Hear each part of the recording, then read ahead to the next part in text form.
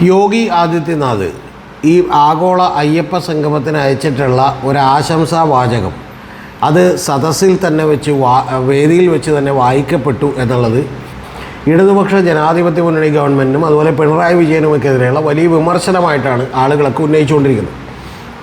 അതിൻ്റെ കാരണം നമുക്കെല്ലാം അറിയാമല്ലോ. കാരണം യോഗി ആദിത്യനാഥ് എന്ന് പറയുന്നത് ഒരുപക്ഷെ നരേന്ദ്രമോദി കഴിഞ്ഞാൽ BJPയുടെ പ്രധാനമന്ത്രിയാകാൻ സാധ്യതയുള്ള ഒരാളാണ്. അതുമാത്രമല്ല BJP ഭരണം നടക്കുന്ന നിരവധി സംസ്ഥാനങ്ങളുണ്ടെങ്കിൽ പോലും BJPയുടെ ഒരു യഥാർത്ഥ ഭരണം നടക്കുന്ന സംസ്ഥാനമായി നമ്മൾ ഒരു സ്പെസിഫിനായി ചൂണ്ടിക്കാണിക്കുന്നത് ഉത്തർപ്രദേശാണ്.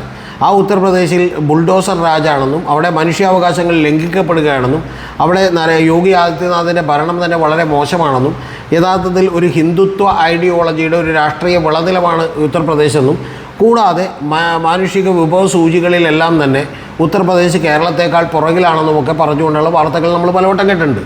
അതുമാത്രമല്ല, ഇത് നമ്മളിവിടെ നിന്ന് നിരന്തരമായി ഹത്രാസിനെക്കുറിച്ചും അതുപോലെ തന്നെ UPയിലെ പ്രശ്നങ്ങളെക്കുറിച്ചും ബ്രിജ്ഭൂഷൺ ചരൺ സിംഗിനെക്കുറിച്ചും അദ്ദേഹത്തെ ഈ പറഞ്ഞ സംരക്ഷിക്കുന്നതിനെക്കുറിച്ചും ഒക്കെ തന്നെ നിരവധി പ്രസ്താവനകൾ നടത്തുകയും ഏതാണ്ട് ഒരു ബ്രാഹ്മണിക്കൽ ആയിട്ടുള്ള ഒരു അത്തരത്തിലുള്ള ആളുകൾക്ക് വലിയ തോതിൽ ഒരു പ്രാധാന്യം കിട്ടുന്ന രീതിയിലുള്ള 44 വയസ്സ് വരെ അവിടുത്തെ പ്രധാനപ്പെട്ട ഒരു മണ്ഡലത്തിൽ ഒരു അമ്പലത്തിൽ പൂജാരിയായിരുന്ന ഈ യോഗി ആദിത്യനാഥിനെ വലിയ തോതിൽ ആക്രമിക്കപ്പെടുന്നതാണെന്ന് നമുക്കറിയാം. യഥാർത്ഥത്തിൽ ഇന്ത്യയിൽ അതിനു മുമ്പ് അങ്ങനെ ആക്രമിക്കപ്പെട്ടുള്ളത് നരേന്ദ്രമോദിയാണ്. Visa America നിഷേധിച്ചിട്ടുണ്ട്. പിന്നെ അദ്ദേഹം ഇന്ത്യയുടെ പ്രധാനമന്ത്രിയാവുകയും അമേരിക്കയിൽ നിരവധി തവണ പോവുകയൊക്കെ ചെയ്ത് നമ്മൾ കണ്ടതാണ്. അപ്പോൾ അതേപോലെ തന്നെ ആക്രമിക്കപ്പെടുന്ന ഏറ്റവും വലിയ നേതാവാണ് യോഗി ആദിത്യനാഥ്. യോഗി ആദിത്യനാഥിനെ നമ്മൾ ആക്രമിക്കുന്നു എന്ന് മാത്രമല്ല, യോഗി ആദിത്യനാഥ് തന്നെ കേരളത്തെക്കുറിച്ച് ചില പരാമർശങ്ങൾ നടത്തിയിട്ടുണ്ട്. ആ പരാമർശം എന്ന് പറയുന്നത് കേരളം പോലെയും കാശ്മീർ പോലെയും ഒക്കെ ആയിത്തീരും ഇവിടെ BJP അധികാരത്തിലെത്തിയില്ലെങ്കിൽ എന്ന് പറയുന്ന ഒരു കാര്യം നമ്മൾ കണ്ടിട്ടുണ്ട്. അന്ന് ഇവിടെയുള്ള ആളുകളൊക്കെ തന്നെ എടുത്തിട്ട് നമ്മുടെ മാനുഷിക മറ്റേ സൂചികകളിലൊക്കെ തന്നെ ഹോസ്പിറ്റൽസിൻ്റെ കാര്യത്തിൽ, പൊതു ആരോഗ്യത്തിൻ്റെ കാര്യത്തിൽ, വിദ്യാഭ്യാസത്തിൻ്റെ കാര്യത്തിലൊക്കെ തന്നെ നമുക്കങ്ങനെ തമ്മിൽ താരതമ്യമൊന്നുമില്ലെന്നും യഥാർത്ഥത്തിൽ അത് വലിയ തോതിൽ ഉയർന്നു നിൽക്കുന്ന ഒരു സംസ്ഥാനമാണ് കേരളമെന്നും യോഗി പറഞ്ഞത് തെറ്റാണെന്നൊക്കെ പറഞ്ഞ് വലിയ പ്രസ്താവന നടത്തി. ഞാനന്ന് തന്നെ വീഡിയോ ചെയ്താണ്. ഞാൻ പറഞ്ഞു ഇതൊന്നുമല്ല യഥാർത്ഥ കാര്യത്തിലുള്ള കാര്യം. യോഗി ഉദ്ദേശിച്ച കാര്യമെന്ന് പറയുന്നത് ഇവിടെ ഈ പറയുന്ന പോലെ ഇസ്ലാം ഫണ്ടമെൻ്റലിസം അഥവാ ഒരു ഇസ്ലാം മതം ഉയർത്തിക്കൊണ്ടുള്ള മുസ്ലിം ബ്രദർഹുഡിൻ്റെ പോലെയുള്ള ഐഡിയകൾ ഉയർത്തിക്കൊണ്ടുള്ള മത തീവ്രവാദം വളരുന്നു. അത് കാശ്മീരിലും കേരളത്തിലൊക്കെ വളരുന്ന പോലെ തന്നെ ഈ പറയുന്ന പോലെ ഉത്തർപ്രദേശിലും വളരും എന്നുള്ള ഒരു ആശയമാണ് അദ്ദേഹം മുന്നോട്ട് വെച്ചത്. അതിനെ ആരും തന്നെ ഫലപ്രദമായി അന്ന് കൗണ്ടർ ചെയ്തില്ല. പക്ഷേ ഞാൻ കൃത്യമായിട്ട് പറഞ്ഞിരുന്നു അതിനെയാണ് നമ്മൾ കൗണ്ടർ ചെയ്യണമെങ്കിൽ കൗണ്ടർ ചെയ്യേണ്ടത്, അല്ലാതെ അദ്ദേഹം പറഞ്ഞ കാര്യം ഇതാണെന്നൊക്കെ പറഞ്ഞു. അപ്പോൾ ഇങ്ങനെ യോഗി ആദിത്യനാഥിന് നമ്മളോടൊരു അകൽച്ചയുണ്ട്. നമുക്കും കേരളത്തിനും യോഗി ആദിത്യനാഥിനോട് പ്രത്യേകിച്ച് ഇടതുപക്ഷത്തിനൊക്കെ തന്നെ വലിയ തോതിൽ കോൺഗ്രസിനൊക്കെ തന്നെ അകൽച്ചയുണ്ട്. അകൽച്ചയില്ലാത്തതാകെ BJPക്കാർക്കാണ്. പക്ഷേ ആ BJPക്കാരുടെ തന്നെ ഒരു വലിയ നേതാവായിട്ടുള്ള യോഗി ആദിത്യനാഥിൻ്റെ ഒരു ആശംസ എന്തിനാണ് വായിച്ചത് എന്നാണ് ചോദിച്ചത്. ആ ചോദ്യത്തിന് യാതൊരു അർത്ഥവുമില്ല. കാരണം ഞാൻ കഴിഞ്ഞ വീഡിയോകളിലെല്ലാം വിശദമാക്കിയതുപോലെ തന്നെ BJPയിലേക്ക് കഴിഞ്ഞ 2021 നിയമസഭാ തെരഞ്ഞെടുപ്പിനും 2024 ലോക്സഭാ തെരഞ്ഞെടുപ്പിനും ഇടയ്ക്ക് പോയിട്ടുള്ള 12 ലക്ഷത്തോളം വരുന്ന വോട്ടുകൾ, അതായത് നേരത്തെ അവർക്ക് 26 ഉണ്ടായിരുന്നു, അത് 38ആയി. ഏതാണ്ട് 43%, 45%ഓളം വോട്ട് കൂടി. ആ വോട്ട് കൂടിയ വോട്ടുകളാണ് CPM ഇത്തവണ ലക്ഷ്യമിടുന്നത് എന്നുള്ളത് കൊണ്ട് തന്നെ ഒരു സന്യാസി വര്യനും അതുപോലെ തന്നെ ഹിന്ദുത്വ ഐഡിയോളജികളുടെയൊക്കെ ഒരു അപ്പോസ്തലൻ നരേന്ദ്രമോദി കഴിഞ്ഞാൽ ആയി കാണുന്ന ഈ പറയുന്ന യോഗി ആദിത്യനാഥിൻ്റെ സന്ദേശം വായിക്കുന്നത് രാഷ്ട്രീയമായി ആ പരിപാടിയുടെ അടുത്തൊരു ഘട്ടം കൂടിയായിരുന്നു. അത് ഞാൻ കഴിഞ്ഞ വീഡിയോയിൽ പറയാൻ വിട്ടുപോയതാണ്. അതുകൊണ്ടാണ് നിങ്ങളോട് ഈ വീഡിയോയിൽ പറഞ്ഞത്.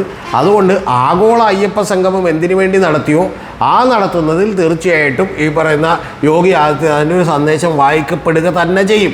കാരണം അതിൻ്റെ മൊത്തത്തിലുള്ള ഡിസൈനെ അത് കൃത്യമായി എന്ത് ചെയ്തിരുന്നു, അതും കൂടി ഉണ്ടായിരുന്നു എന്നുള്ളതാണ് വാസ്തവം.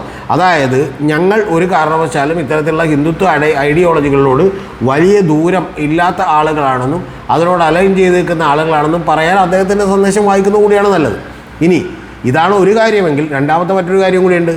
വളരെ കൃത്യമായി ഒഫീഷ്യലി ഔദ്യോഗികമായും അതിനൊരു പ്രസക്തിയുണ്ട്. ആ പ്രസക്തി എന്താണെന്ന് വെച്ചിട്ടുണ്ടെങ്കിൽ നിരവധി എല്ലാ മുഖ്യമന്ത്രിമാർക്കും തന്നെ സന്ദേശങ്ങൾ അയച്ചിരുന്നുവെന്നും ആ സന്ദേശങ്ങൾ അയച്ചിട്ടുള്ള ചില മുഖ്യമന്ത്രിമാരാണ് തിരിച്ചയച്ചിട്ടുള്ളതെന്നും ആ മുഖ്യമന്ത്രിമാരുടെയൊക്കെ സന്ദേശങ്ങൾ വായിക്കപ്പെടും എന്നുള്ളതൊക്കെ തന്നെ പ്രധാനപ്പെട്ട ഒരു കാര്യമാണ്.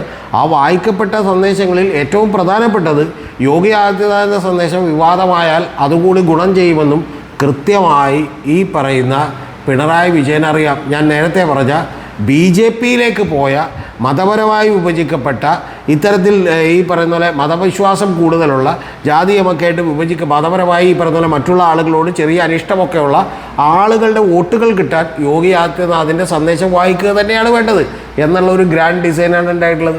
ആ ഡിസൈനിൻ്റെ ഭാഗമായിട്ടാണ് ഇതെല്ലാം തന്നെ സംഭവിച്ചിട്ടുള്ളത്. ആ സംഭവിച്ചതിൽ നിങ്ങൾ മറ്റൊരു കാര്യം കൂടി ശ്രദ്ധിക്കാതെ പോയിട്ടുണ്ട്. അവിടെ യഥാർത്ഥത്തിൽ പഴനിവേൽ ത്യാഗരാജൻ എന്ന് പറയുന്ന അതുപോലെ 2 മന്ത്രിമാർ തമിഴ്നാടിൻ്റെ ഭാഗത്തു നിന്നുണ്ടായിരുന്നു.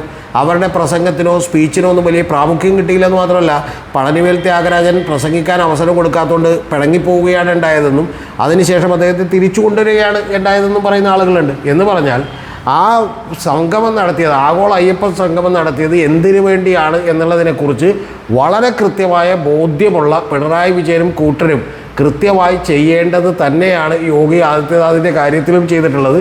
അതുകൊണ്ട് യോഗി ആദിത്യനാഥ് ഇങ്ങനെ ചെയ്തുകൊണ്ട് മറ്റൊരു ഗുണവും കൂടി ഉണ്ടായി. മറ്റൊരു ഗുണം, യോഗി ആദിത്യനാഥ് ആശംസ അറിയിച്ച രാജീവ് ചന്ദ്രശേഖർ എന്നെ ക്ഷണിച്ചില്ല അല്ലെങ്കിൽ ഞാൻ പോകുമായിരുന്നു എന്ന് പറഞ്ഞ ഒരു ആഗോള അയ്യപ്പ സംഗമത്തെ എങ്ങനെയാണ് പിന്നെ BJPക്ക് വലിയ അതിനിശ്ചിതമായി എതിർക്കാൻ കഴിയുക എന്ന് പറയുന്ന ഒരു ചോദ്യം കൂടിയുണ്ട്.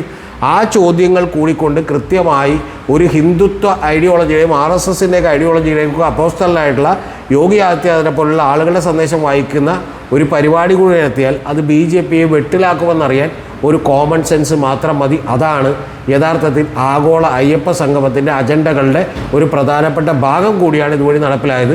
അല്ലാതെ ഇതിൽ വലിയ തോതിൽ എന്ത് ചെയ്യാനില്ല, വിമർശിക്കാനുള്ളവരോട് അദ്ദേഹം ഇന്ത്യയിലെ പ്രധാനപ്പെട്ട ഒരു സ്റ്റേറ്റിൻ്റെ മുഖ്യമന്ത്രി എന്നുള്ള നിലയിലാണ് സന്ദേശം വായിച്ചത് എന്ന് പറയുകയും ചെയ്യാം എന്നുള്ളതാണ് എളുപ്പം.